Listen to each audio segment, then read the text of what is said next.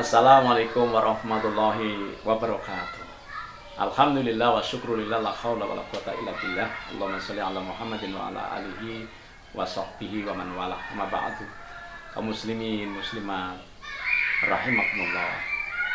Bersyukur kepada Allah kita hari ini masih bisa mendapatkan banyak nikmat. Di antaranya kita mendapatkan nikmat puasa yang sebentar lagi mudah-mudahan kita akan mendapatkan nikmat. Yang kata Rasulullah ada dua nikmat, yaitu nikmatnya orang berpuasa. Yang pertama ketika berbuka, yang kedua berjumpa dengan Allah Subhanahu wa taala nanti ketika di surga. Kaum muslimin rahimakumullah. Untuk pertemuan kali ini kita ingin menyampaikan, menasehatkan kepada diri saya dan juga kepada kaum muslimin sekalian, yaitu bahwa hati ini itu kadang-kadang kotor, kadang-kadang bersih. Maka pembersih hati diantaranya adalah kita senantiasa syukur, sabar, tawakal, ikhlas, dan sebagainya. Kemudian ingat bahwa hati ini juga kadang-kadang dibisiki sama setan. Bahkan ada hawa nafsu kita yang senantiasa akan merusak, akan mengotori hati. Dan kotornya hati inilah yang akan menyebabkan kecelakaan kita di dunia maupun di akhirat.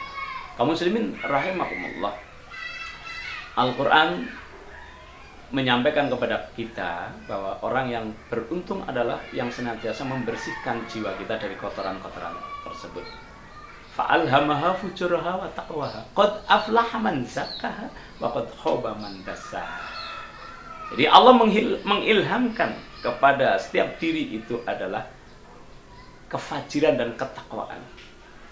Kefajiran itu kejelekan, perbuatan yang tidak baik, dan ketakwaan yang senantiasa tunduk kepada perintah Allah dan Rasulnya. Tetapi beruntunglah orang yang senantiasa membersihkan jiwanya, dan merugilah orang yang mengotorinya. Nah, salah satu kekotoran jiwa kita ini adalah sifat sombong, takabur. Kaum muslimin rahimakumullah. Sombong ini awal mulanya kita tahu bahwa ketika Adam diciptakan, kemudian sebelumnya malaikat dan iblis sudah diciptakan dahulu, kemudian Allah memerintahkan kepada makhluk yang diciptakan saat itu, yaitu golongan malaikat dan iblis itu untuk bersujud sebagai tanda hormat kepada Nabi Adam alaihissalam. Tetapi satu, yaitu iblis yang akhirnya dilaknat sama Allah sampai yaumul qiyamah, itu menolaknya.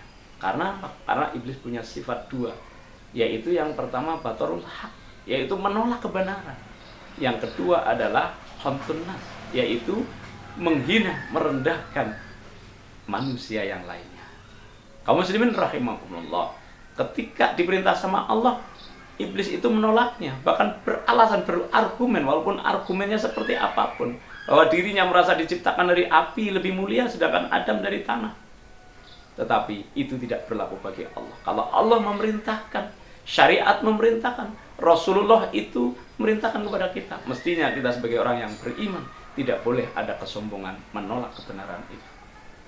Walaupun kebenaran itu ada di dalam mulut anjing, ibarat mutiara itu di dalam mulut anjing, maka ambillah.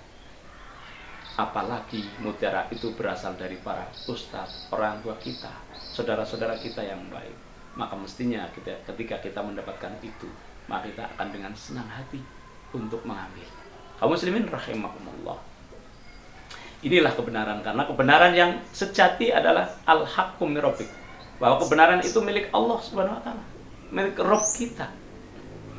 Ini maka kita mestinya sebagai seorang yang beriman hanya mengimani saja, melaksanakan saja.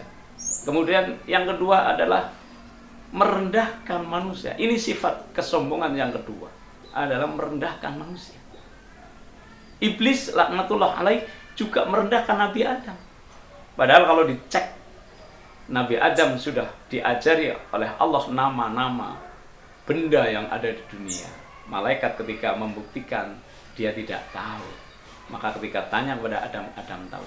Jadi terserah Allah. Kalau Allah itu memberikan segala sesuatu kemuliaan kepada seorang, maka tentunya kita menghargainya, karena itu datangnya dari Allah Subhanahu wa taala. Tidak boleh kita itu merendahkan, walaupun kita lebih tua, walaupun kita lebih kaya, walaupun kita ini lebih senior, walaupun kita ini seorang atasan dan sebagainya.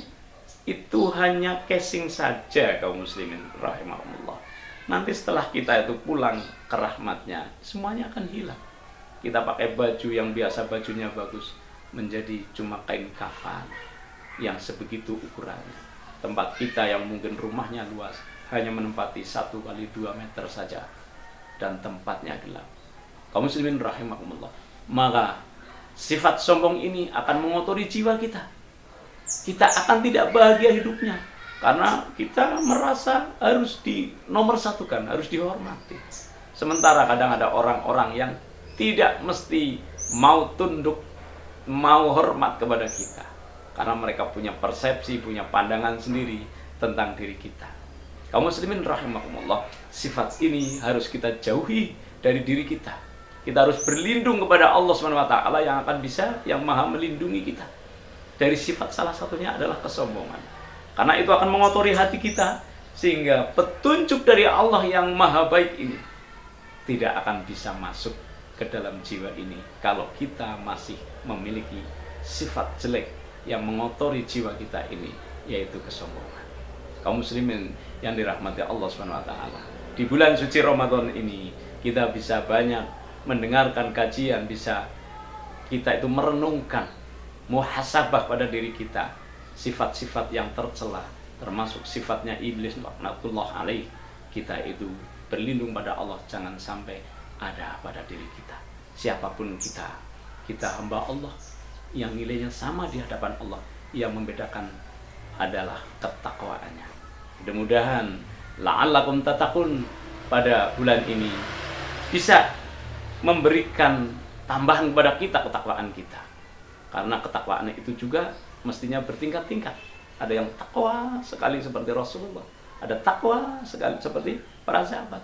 Mungkin kita ini takwa dalam tataran yang mungkin jauh dalam mereka, tapi kita menuju ke sana, sehingga kita akan bertakwa kepada Allah dan kita akan mendapatkan menjadi orang yang muttaqin. Amin ya rabbal alamin. Demikian, mudah-mudahan ada manfaatnya. Mohon maaf atas khilafnya.